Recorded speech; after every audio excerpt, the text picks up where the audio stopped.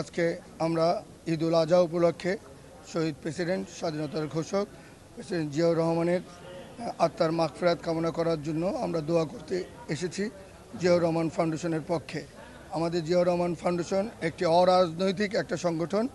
আমাদের ফাউন্ডেশনের প্রেসিডেন্ট জনাব তারেক রহমান, ফাউন্ডেশনের vice president doctor Zubaida Rahman সহ আমরা সবাই এখানে উপস্থিত আছি এবং আমাদের মধ্যে আরও একজন অন্যতম ডাইরেক্টর ব্যারিস্টার জাইমা রহমান আছেন।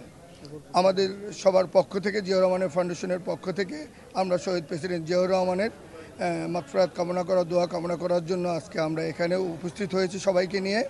আমরা তার দোয়া, আমরা তার জান্নাত কামনা করছি। জিয়াউর রহমান ফাউন্ডেশন একটি অরাজনৈতিক সংগঠন।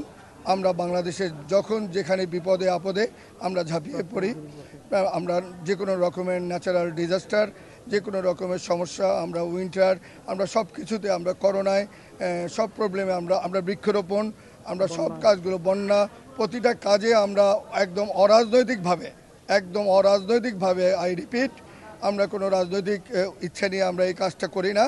আমরা দেশের জনগণের দলমত নির্বিশেষে সবার জন্য আমরা জনগণের মাঝে আমরা সবসময় দাঁড়াই এবং দাঁড়াবো, এই আশ্বাস দিয়ে আমরা আমাদের বক্তব্য শেষ করছি।